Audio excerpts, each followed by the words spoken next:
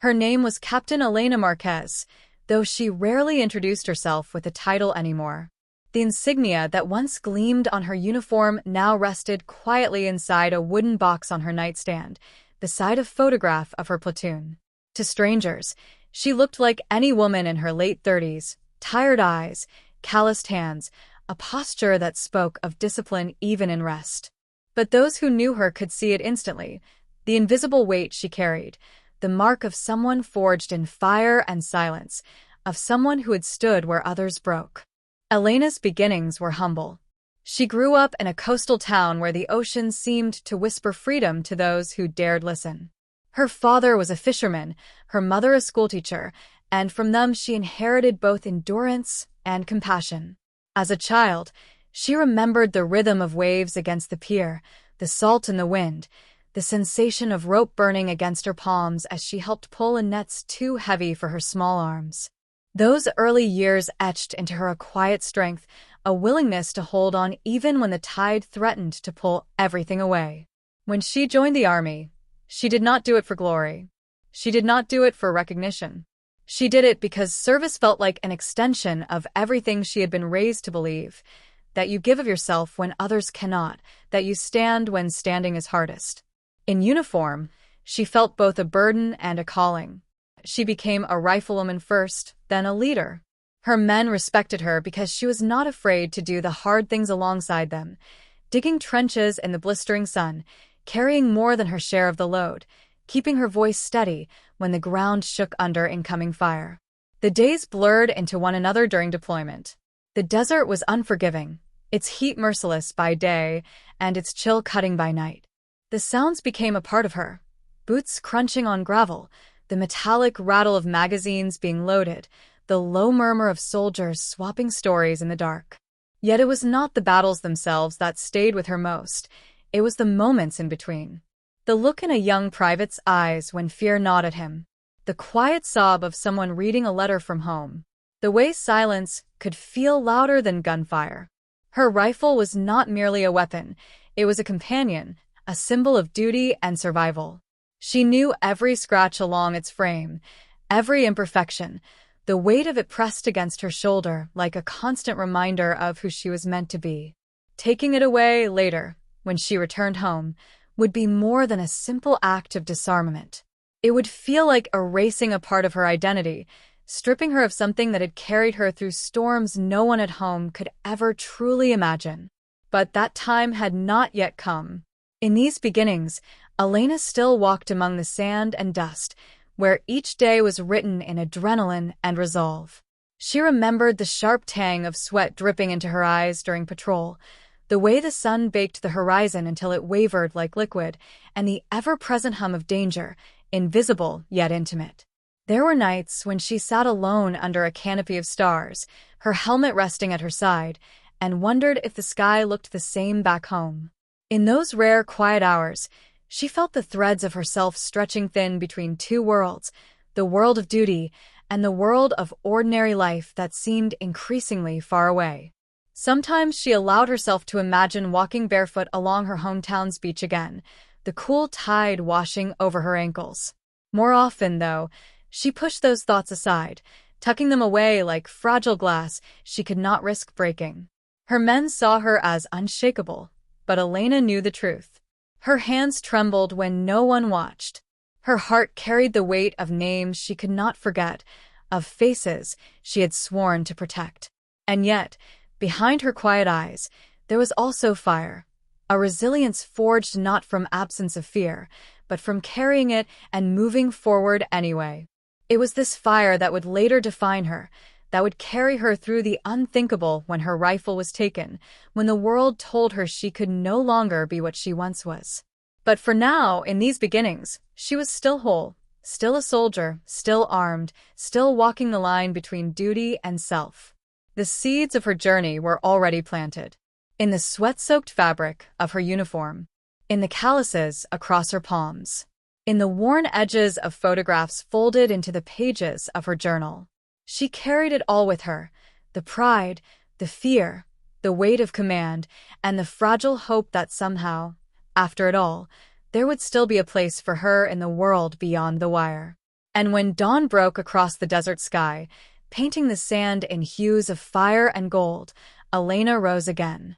She slung her rifle across her back, adjusted her gear, and breathed deeply. The day would demand everything of her. But she had already learned that giving everything was the only way she knew how to live. The desert was never still. Even in the quiet hours before dawn, when the stars still lingered above the horizon and the camp seemed hushed, there was always movement. The low rustle of wind sweeping sand across the outpost, the creak of canvas against steel poles, the distant thrum of engines humming like a restless heart. For Elena, those sounds became a second language, each one layered with meaning. She could tell when a convoy approached long before headlights cut across the night. She could sense danger in the sudden absence of noise, when even the wind seemed to pause. Her platoon moved through those long days with mechanical rhythm. Patrols stretched for hours beneath a punishing sun. Dust clung to skin, burned lungs, and blurred the horizon until every shadow could be mistaken for a threat. Yet the true battle was not always the one fought with rifles.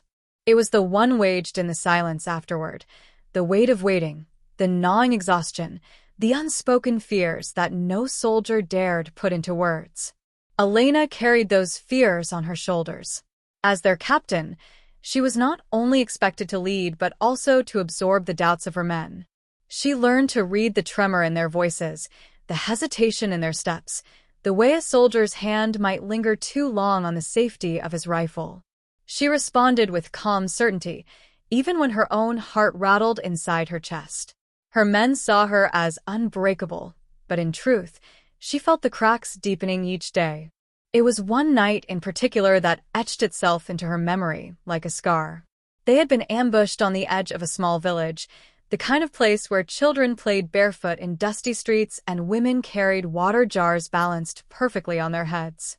The air smelled faintly of smoke and cumin from cooking fires, the kind of scent that reminded Elena of kitchens back home, of warmth and laughter. But here, that comfort was shattered in an instant. Gunfire erupted from the rooftops. Shouts rang out in a language Elena barely understood. The night lit up with muzzle flashes, each one sharp and violent against the darkness. She barked orders with precision, her voice cutting through the chaos as her soldiers scrambled for cover. The air filled with a deafening symphony of war, bullets striking metal, glass shattering, the cries of both soldiers and civilians caught in the storm. When it ended, the silence was worse than the fight itself. Elena knelt beside one of her men, a boy barely 20, his blood seeping into the sand as though the desert itself demanded payment. She pressed her hand against his wound, her fingers slick and trembling despite her steady words. She whispered promises she wasn't sure she could keep, telling him he would be all right, that he would see the sunrise.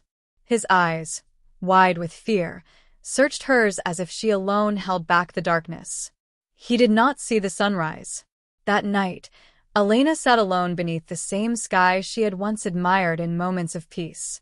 The stars looked unchanged, scattered like silver dust, indifferent to the pain below. She rested her rifle across her knees and stared at her hands, the blood already washed away but still burning into her memory. She had lost soldiers before, but this one felt different. Perhaps because he was so young. Perhaps because she had seen the trust in his eyes. Or perhaps because she felt, for the first time, that her strength might not be enough to shield those who followed her. The days that followed blurred together. The platoon marched on, their ranks visibly thinner. Her men carried grief in the way they moved, slower, heavier, as though the loss of one among them had stolen more than a single life. Elena carried it too, though she buried it deep, locking it behind the armor of command. She forced herself to smile when they needed reassurance. She kept her voice firm when fear whispered at the edges of their resolve. Yet in the quiet of her tent, her chest ached with the weight of it, and she let the tears fall silently into the fabric of her pillow. Her struggle was not only with loss but with herself. She began to question the choices she made in those fleeting seconds of battle. Could she have ordered differently? Should she have noticed something sooner? Leadership was a double-edged blade. It gave her authority, but it also cut her with guilt sharper than any wound. Still, she rose each morning. She laced her boots, adjusted her gear, and walked out to meet her men with the same steady stride. The desert gave no mercy, and so she gave none to her grief. She carried it, as she carried everything else, with a quiet determination that would not allow her to falter. In time, Elena would look back on that night as the beginning of a deeper fracture, a line that split the soldier she had been from the woman she was becoming. It was not the end of her resolve, but it was the moment she realized that strength was not invincibility. Strength was carrying the unbearable and still choosing to lead. And when dawn rose again, painting the desert in fire and gold, she stood with her platoon beside her, their shadows long and fragile across the sand. They had lost much, but they were not broken. Not yet. Homecoming was nothing like Elena had imagined. There were no parades, no crowds waving flags, no triumphant music swelling in the air. Instead, there was the echo of her boots across an airport terminal, the dull thrum of luggage wheels rolling across linoleum, and a silence that pressed harder on her chest than any battlefield ever had. Her uniform was clean, her hair tied back neatly, yet she felt strangely out of place among the travelers who hurried past with coffee cups and phones in hand. They glanced at her, some offering polite nods, others avoiding her eyes altogether. To them, she was just another soldier coming home, faceless and interchangeable. To her, each step away from the war zone felt like leaving behind a piece of herself she was not ready to surrender. Her parents greeted her at the gate, their smiles wide and trembling, their arms wrapping around her with a warmth she had longed for through countless nights in the desert. And yet, even in their embrace, Elena felt a distance. They asked about her health, about her meals, about when she might sleep, but not about the shadows in her mind. Perhaps they didn't know how. Perhaps she didn't either. Weeks turned into months. She tried to settle back into civilian rhythms, mornings with coffee at the kitchen table, walks through familiar streets, dinners where laughter tried to fill the silence. But everything around her felt sharper, louder, almost alien.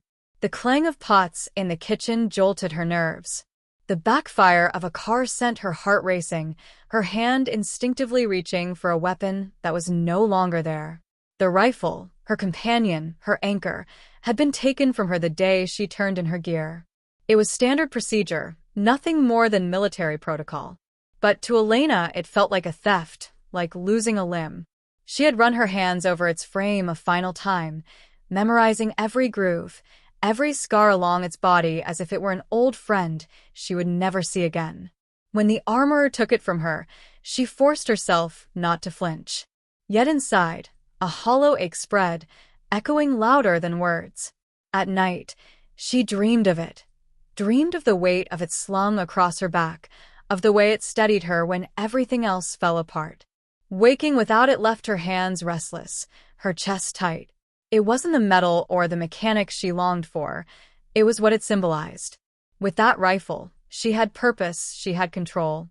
Without it, she felt stripped bare, vulnerable in a world that had no guidebook for survival. Her struggle deepened quietly, invisibly. Friends asked her to come out, to celebrate, to laugh. She went sometimes, smiling when expected, sipping drinks she barely tasted. But crowds unsettled her. Music felt like noise, and she found herself scanning rooms for exits out of instinct. There were moments she excused herself to breathe in the solitude of a bathroom stall, pressing her palms against the cool tile as though it could anchor her to the present. Yet in the cracks of this uneasy transition, there were glimpses of strength. On one morning run, the air crisp and cool against her face, she caught sight of her reflection in a shop window. She saw the same posture she carried in uniform, shoulders square, gaze steady, stride unbroken.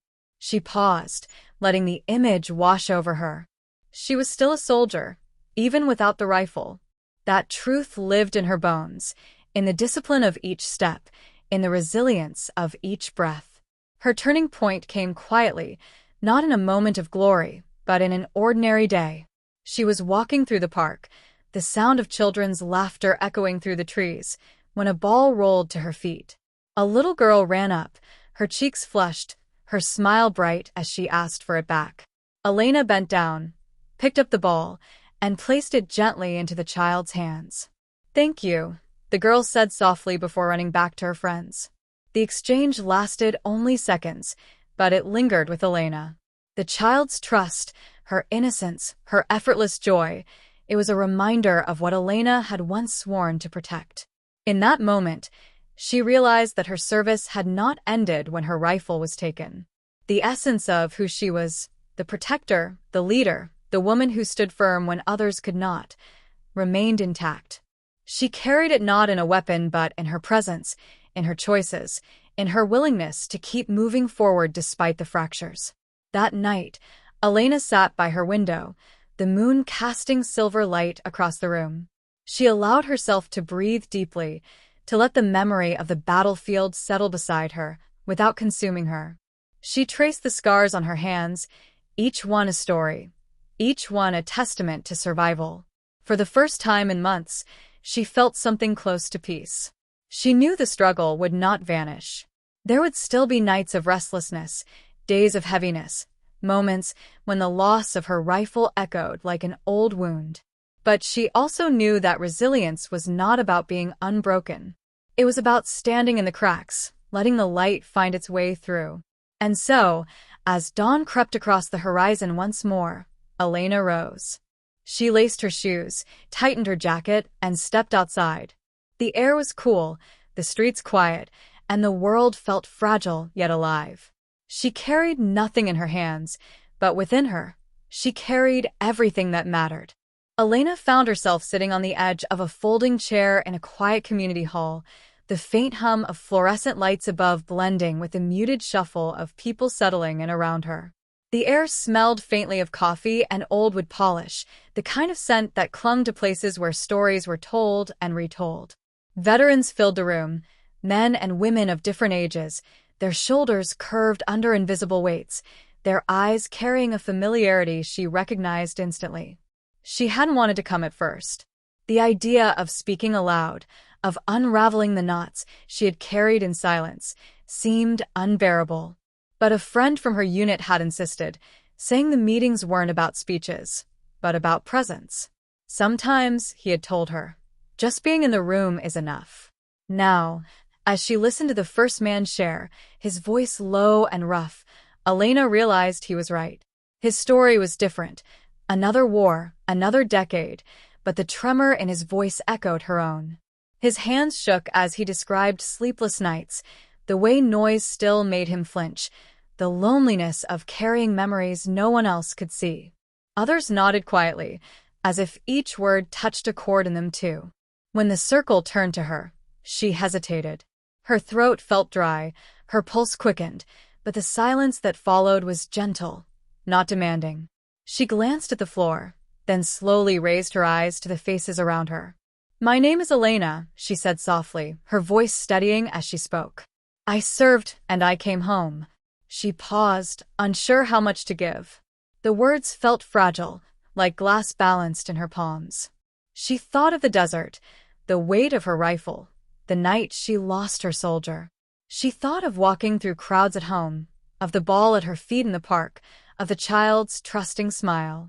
"I thought strength meant never breaking," she continued, her tone carrying both weariness and quiet conviction. "But I've learned that sometimes strength is carrying the break, and still standing anyway." The room stayed silent, not with judgment, but with understanding. A woman across from her, older, with silver hair and sharp eyes, nodded, as if Elena had spoken a truth she had long known. The nod was small, but it felt like an embrace. In the weeks that followed, Elena returned, not always to speak, sometimes only to listen. She found comfort in the rhythm of shared humanity, in the recognition that she was not alone in her fractures. Each story was different, but woven together, they formed a kind of collective resilience, one that held her when her own strength faltered. Outside those meetings, life slowly began to shift. She took to walking longer routes through her town, noticing details she had once overlooked, the way morning light painted gold across brick walls, the laughter spilling from a cafe, the rustle of leaves in the wind. She let herself linger in these moments, tasting their simplicity like water after a long drought. Her parents, too, began to see the change. One evening, as they sat together on the porch, her mother reached over and squeezed her hand. "You're quieter now," she said gently, "but I see a light coming back." Elena didn't answer right away. She only watched the horizon, where the sun melted into soft pinks and blues. The words stayed in her chest, but she let her mother's observation rest between them like a shared truth. The greatest shift came when she allowed herself to write again. At first, it was only fragments, lines in a worn notebook, scribbled before sleep or after long walks. Memories poured out, mingled with reflections, small details from the desert intertwined with impressions of home. She did not write for anyone else, only to give shape to the feelings she had carried wordlessly for so long. Yet the act itself was healing, each page a quiet exhale. One afternoon, she read aloud a passage during the group meeting. Her voice faltered at times, but she pressed through, describing the ambush, the weight of loss, and the night sky that seemed both cruel and eternal. When she finished, the silence was thick with emotion. No one clapped. No one needed to. Instead, a man beside her simply whispered, "Thank you." And in that moment, Elena felt seen in a way that no battlefield or medal could ever provide. Her journey was not a straight line, nor was it without setbacks. There were nights when sleep evaded her, when memories pressed too hard, when the absence of her rifle still felt raw. But the difference now was that she no longer faced it alone. She carried the voices of others, their stories braided into her own, their resilience feeding hers. As the months passed, Elena began volunteering at the same center where she first sat in silence. She greeted new faces with the same gentle patience she had once received. She listened more than she spoke, offering nods, small smiles, the occasional touch of reassurance on a trembling hand. She had no need for titles or ranks here. Her strength was in her presence, in the way she stood as proof that brokenness could still hold light. On a quiet spring morning, Elena walked once more to the park. The air was fresh, filled with birdsong and the rustle of new leaves. She stood by the bench where months earlier she had returned a child's ball, and for the first time, she allowed herself to simply breathe. She was no longer defined by the rifle they had taken from her. She was defined by the life she carried forward, by the story she honored, by the hope she now chose to give. And in that gentle, ordinary moment, Elena Marquez felt whole, not as the soldier she once was, but as the woman she had become. The seasons shifted quietly around Elena. Winter had come and gone, the streets once coated in frost now softened by the green promise of spring. Each morning, she rose with the sun, her body still trained to the rhythms of service. She ran along the coastal path where the air was salted with the sea, her breaths forming a steady cadence against the whisper of waves. To others, she might have looked like any runner clearing her thoughts. But to Elena, these runs were both ritual and battle, each step an assertion that she was still here, still moving forward, even when the weight of memory threatened to pull her down. Civilian life no longer felt quite as alien as it once had. The sharp edges had softened. She had learned how to breathe through sudden noises, how to steady her pulse when the world around her grew too loud. Yet healing was not a straight line. There were days she carried laughter lightly, and there were days when grief returned like a shadow that refused to be shaken off. She remembered one afternoon, sitting at her kitchen table as sunlight streamed through the window, illuminating the dust motes drifting lazily in the air. A letter lay before her, an invitation to speak at a local high school assembly about her service. She stared at the paper, her chest tightening. The thought of standing before strangers, of distilling years of sacrifice and pain into a speech, felt daunting. And yet, she felt a pull. Perhaps the students didn't need polished stories of war. Perhaps they only needed honesty, a glimpse of what resilience looked like when stripped of grandeur. The day of the assembly, Elena wore a simple blouse, her medals tucked away at home. She stood at the front of the auditorium, the murmur of young voices washing over her like a tide. As she began, her hands trembled slightly, but her voice found its anchor in truth. She did not speak of battles in dramatic detail. Instead, she spoke of people, of comrades who had laughed with her, of those she had lost, of the small acts of humanity that carried her through the darkest nights. She told them about the desert sky, how its vastness could make you feel both infinitesimal and infinite. She told them about fear, and how courage was not its absence, but its companion. She told them that strength was not about rifles or medals, but about rising each day when you wanted to stay down. When she finished, there was silence. Then a single clap, followed by another, until the room filled with applause. But what stayed with her most was not the noise of recognition. It was the quiet line of students who came afterward, some with shy smiles, others with questions, one girl whispering, "Thank you for being brave." Later, walking home, Elena felt something stir in her chest, not pride, but a sense of purpose that reached beyond the battlefield. She realized her story was no longer just her own. It belonged to those who might one day need it, who might find in her words a fragment of courage to carry into their own quiet battles. Her evenings, once spent in restless solitude, began to fill with new rituals. She tended a small garden behind her parents' house, pressing her hands into the soil, feeling its cool weight. There was something grounding about it, planting seeds, nurturing life, watching fragile shoots push stubbornly toward the sun. She found herself talking to the plants sometimes, as if her words might encourage them to grow. Perhaps, she thought, she was also speaking to herself. One night, after a group meeting at the community hall, Elena lingered outside beneath the stars. The sky stretched wide above her, familiar and vast, the same sky she had once studied in silence overseas. She closed her eyes and breathed in the night air. For the first time, the stars did not feel indifferent. They felt like witnesses, silent, steady, constant. The struggles did not vanish. There were nights when dreams pulled her back to the ambush, when she woke with her heart pounding, the echoes of gunfire still sharp in her ears. On those nights, she would sit by the window with a cup of tea, letting the warmth in her hands remind her she was home, she was safe. She learned not to push the memories away, but to let them pass through her, like storms that eventually gave way to calmer skies. In time, Elena began to envision a future that was not defined by what she had lost, but by what she still carried. Her strength, her compassion, her capacity to lead and to heal, these were hers to shape anew. She thought about going back to school, perhaps studying counseling, so she could sit with others the way others had once sat with her. She thought about writing more, not just for herself, but for those who might never wear a uniform but still needed to understand what it meant to serve. As spring deepened into summer, Elena stood once more on the beach of her hometown.